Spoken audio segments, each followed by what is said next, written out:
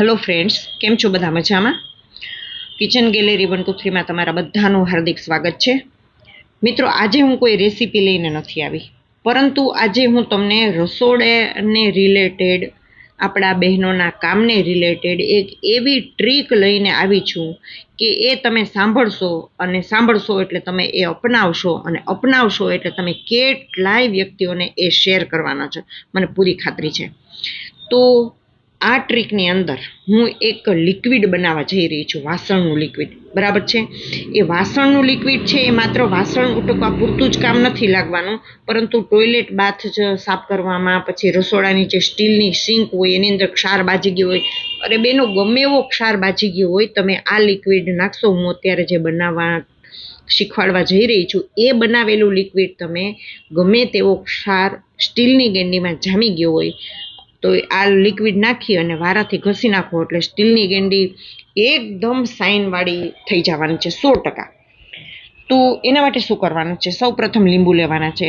તમને એમ થાય કે ઓ બાપા, લીંબુ તો કેટલા મોંઘા હોય, પણ શું કામ ને બજારમાં મોંઘા લીંબુ લેવાના? મારે તો આ વાડીના છે એટલે મેં તરો તાજા લીંબુ લીધા છે. બાકી તમારે શું કરવાનું છે? રેકડીમાં કોઈ ડાઘાવાળા લીંબુ હોય, ચીમડાઈ ગયેલા હોય, ડાઘાવાળા હોય, એ બધા લીંબુ સસ્તા ભાવે છે ને લઈ આવવાના છે. અને બીજું, 1 અઠવાડિયા સુધી તમારા ઘરમાં લીંબુનો વપરાશ જ્યારે જ્યારે થયો હોય ને ત્યારે એના છિલકા છે ને એ બધા સાચવીને રાખવાના છે. બરાબર? એટલે લીંબુ નાના હોય, મોટા હોય, ચીમડાઈ ગયેલા હોય, ડાઘાવાળા હોય, એના છિલકા હોય લીંબુના, બધું જ ચાલે. તો આ બધાનો ઉપયોગ આપણે કેવી રીતે કરવાનો છે? સાવ 2 જ મિનિટની અંદર મારી વાત થઈ જાય એમ છે, પણ બહુ ઉપયોગી છે. જુઓ, હવે હું છે ને આ એની સાથે લેવાનું છે આપણે લિક્વિડ કોઈ પણ બ્રાન્ડનું હાલે, ઘરે બનાવેલું આવે. અને આ વાટકીમાં શું છે ખબર છે? આ વાટકીમાં હતું નિમક, એટલે મેં પૂર્ણ વાટકો જેટલું નિમક લીધું છે. અને જો મેં તમને અગાઉ કીધું જ છે કે લીંબુ ડાઘાવાળા હોય, ગમે એવા હોય, અને લીંબુના છિલકા હોય તોય ચાલે. બરાબર? એટલે વેસ્ટમાંથી બેસ્ટ થાય. હવે એ બધું, આ લીંબુ છે ને એને નાના મોટા ટુકડા કરી નાખવાના છે. જો મારે તો વાડીના લીંબુ છે ને એટલે ઉપર ભલે ડાઘાવાળા છે, અંદર બહુ બહુ બહુ જ રસવાળા છે. આ લીંબુ છે ને એક પ્રકારનું એસિડ છે, અને એમાં નિમક ભળશે અને એ બફાઈ જશે. એટલે બાફવાનું કારણ એ છે કે લાંબા સમય સુધી લિક્વિડની અંદર આપણે ભેળવેલું હોય ને તો એ લિક્વિડ બગડતું નથી. જો કાચા લીંબુ નાખીએ તો એ છે થોડોક સમયમાં એની છે ને એક પ્રકારનું ફૂગ ચડી જાય, એટલે કે વાસ આવવા માંડે. પણ બાફેલા લીંબુ છે ને એમાં નાખ્યું છે આપણે એન્ટિસેપ્ટિક આપેલું નિમક. જો અથાણામાં આપણે નિમક એટલે જ નાખીએ છીએ વધારે કે એ બગડે નહીં. બરાબર? તો હવે આ લીંબુમાં હું જે પેલું વાટકી ભરી, જો હા, બીજું કહેવાનું એ છે કે આમાં બિયા પણ કાઢવાના નથી, છાલ પણ કાઢવાની નથી. એ બધું જ આમાં ઉપયોગી છે. અને આને તો આપણે એકદમ બાફી નાખવાના છે. હવે નાખો એની અંદર પોણી વાટકી જેટલું નિમક કોઈ પણ ચાલે. બરાબર? આપણે કંઈ આમાં કંપનીમાં મમ્મી જોવાની નથી. આ ખારાશ આમાં નાખવી બહુ જરૂરી છે. નિમક નાખી દો. હવે નાખો એની અંદર પાણી. બેનો, મેં તો છે ને વરસાદ આવ્યો ને ત્યારે પાણીનું બેરલ ભરી લીધું હતું, એટલે આ વરસાદનું પાણી છે. અને વરસાદનું પાણી નાખવાના શું ફાયદા છે ને એ હું તમને હમણાં કહું જ છું. પછી એને ઢાંકી દો. ઢાંકીને એની 2-3 વિસલ મારી દો. બરાબર? સીટીઓ મારી દો. ધીમા ગેસ રાખજો ને, તો બધું બહાર છે ને નિમક નાખ્યું હોય ને એના કારણે ઉપરનું જે ઢક્કન છે ને એ એકદમ ખરાબ થઈ જતું હોય છે.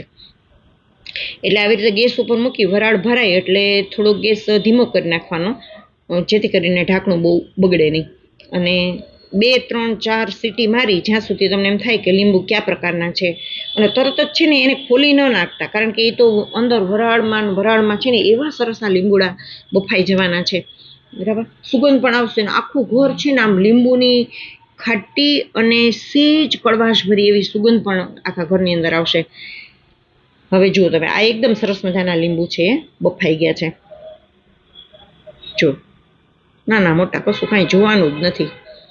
અને હવે હું આ લીંબુમાં સીધું બ્લેન્ડર મારીશ અને એકદમ એને ક્રશ કરી નાખીશ. ભલે વધારે સમય સુધી થોડુંક બ્લેન્ડર મારવું પડે, કારણ કે મેં છે ને લીંબુના કટકા થોડુંક ઉતાવળમાં હતી ને એટલે મોટા કર્યા હતા. નાના કરો તો જલ્દી બફાય અને જલ્દી એ ક્રશ થઈ જાય. બરાબર? તમને એમ લાગશે કે આ તો દાળ જેવું થઈ ગયું.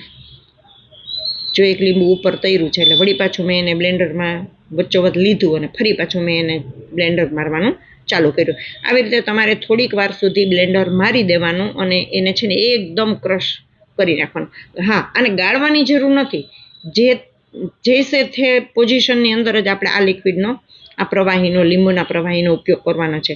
હવે તમે આ જે લિક્વિડ છે ને એમાં 2 જ વસ્તુ થઈ, એક લીંબુ અને એક નિમક, અને પાણી તો આપણે બાફવા માટે નાખેલું હતું, બરાબર.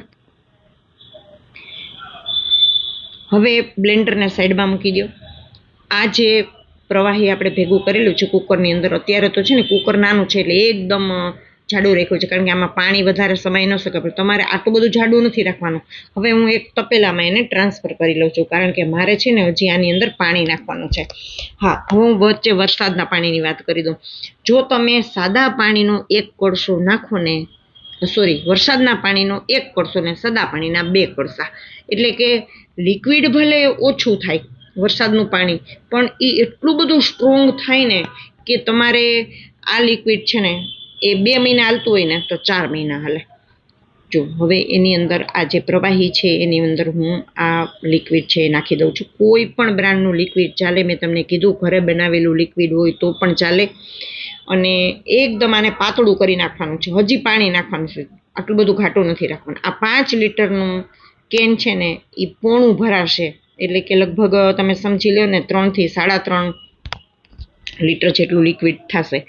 અને આ લિક્વિડથી હું 4 મહિના સુધી વાસણ પણ ઉટકીશ. મારી રસોડાની ગેંડી કોઈ પણ જાતની મહેનત વગર આનાથી હું સાફ કરીશ, અને એટલી જ સરસ ચોખ્ખી અને એકદમ શાઇનવાળી રહેશે, ક્ષાર વગરની. હવે તમે આ લિક્વિડને આવી બોટલમાં પણ સ્ટોર કરી શકો, તમે જે રૂટીનમાં વાપરતા હોય એ બોટલમાં પણ મૂકી શકો, અને કેન હોય તો કેનમાં પણ ભરી શકો. પણ આને તમારી જરૂરિયાત મુજબ જેટલું કરવું હોય એટલું પાતળું કરી શકાય. હું મારી આ રૂટીનની બોટલ છે ને એ આગળ કાણાવાળી છે એટલે મને વધુ ફાવે, એટલે એમાં હું એ ભરી દઉં છું. મારે તમને આમાં ખાસ વિનંતી એ કરવાની છે કે જો અત્યારે તો હું આ ચોમાસાની સિઝનમાં બોલું છું એટલે વરસાદનું પાણી હોય, પણ જે બેનો ટાંકા ભરી લેતા હોય છે ને વરસાદના પાણીના, એ ચોક્કસપણે આ લિક્વિડ બનાવવામાં વરસાદનું પાણી જ નાખે. હવે આનો કલર કેવો થયો છે કે એમાં આપણે ક્યાંય પડવાનું થતું નથી, બરાબર. આપણા માટે તો આ લિક્વિડ છે ને એ કેવું કામ આપે છે ને એ આપણા માટે ખૂબ અગત્યનું છે. હવે તમે જો હું આ તાજું બનાવેલું લિક્વિડ થી આ મારી રસોડાની ગેંડી છે એ સાફ કરી રહી છું. ખાલી 30 સેકન્ડ જ મેં જેવી તેવી આ લિક્વિડ નાખીને ઘસી છે, અને આમાં રહેલો ક્ષાર, આમાં રહેલા ડાઘા એ એકદમ જ સરસ દૂર થઈ જાય, અને સ્ટીલ છે ને એ એકદમ ચમકવા માંડે. એટલે આનાથી જો તમે વાસણ સાફ કરવાનું ચાલુ કરશો ને એટલે વાસણ છે ને એકદમ શાઇની થઈ જશે. રસોડાના નળ છે, ગેનીના નળ છે, બાથરૂમના નળ છે, આ બધું જ તમારે છે ને આનાથી જ સાફ કરવાનું, અને જુઓ પછી શું એનું રિઝલ્ટ મળે છે. એકવાર તો તમે આ ઉપયોગ કરો, એકવાર તો તમે આ રીત અપનાવો, અને પછી મને જણાવો કે મેડમ તમે આ વસ્તુ કહો છો એ ખરેખર અમને ખૂબ ખૂબ ખૂબ ઉપયોગી થઈ છે. આમાં જો તમારી પૈસાની બચત થશે, કારણ કે આ લિક્વિડ તમે બજારમાંથી 5 લીટરનું કેન લઈ આવશો ને એમાંથી 1 જ લીટર લિક્વિડ તમારે આ લીંબુવાળા પાણીની અંદર નાખવાનું થાય, તો બાકીનું 4 લીટર લિક્વિડ છે એ એમનેમ જ પડ્યું રહેશે. અને આ જે 1 લીટર લિક્વિડ નાખીને તમે જે બનાવશો ને કેન ભરી રાખશો ને એ તમને 6 મહિના સુધી ઘરમાં વાપરવામાં ઉપયોગી થશે. એટલે પૈસાની બચત.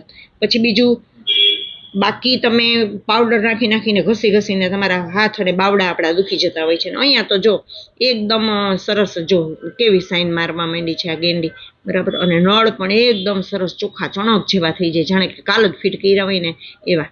આ મારો સ્વાનુભવ છે બેન, અને મારા સ્વભાવ પ્રમાણે હું દરેક સારી વસ્તુ છે ને એ શેર કરું છું, જેથી કરીને બીજાને પણ એ વસ્તુ ઉપયોગી થાય. તો તમે પણ આ ટ્રીક ચોક્કસ અપનાવજો. તમારા ઘરમાં પૈસાની બચત કરજો, તમારા સમયની બચત કરજો, અને તમારી શક્તિની પણ બચત કરજો. અને જરૂર ને જરૂર આ ટ્રીક અપનાવજો, અને બીજાને પણ આ વસ્તુ શેર કરજો. આ 5 લીટરનું કેન છે એટલે તમે સમજી લો કે 4 લીટર જેટલું લિક્વિડ બન્યું છે, ને હજી તો આ લિક્વિડ છે ને ઘાટું છે. હજી આમાં તમે ધારો એટલું થોડુંક એકાદ કળશા જેટલું 1 લીટર જેટલું પાણી નાખી અને લિક્વિડ બનાવી અને તમે એનો ઉપયોગ લાંબા સમય સુધી કરી શકો. ચાલો, તમને ગમ્યું હોય તો લાઇક, શેર અને સબસ્ક્રાઈબ કરજો. મળીએ ત્યારે નવા વિષય સાથે, નવી રેસીપી સાથે. ત્યાં સુધી નમસ્કાર.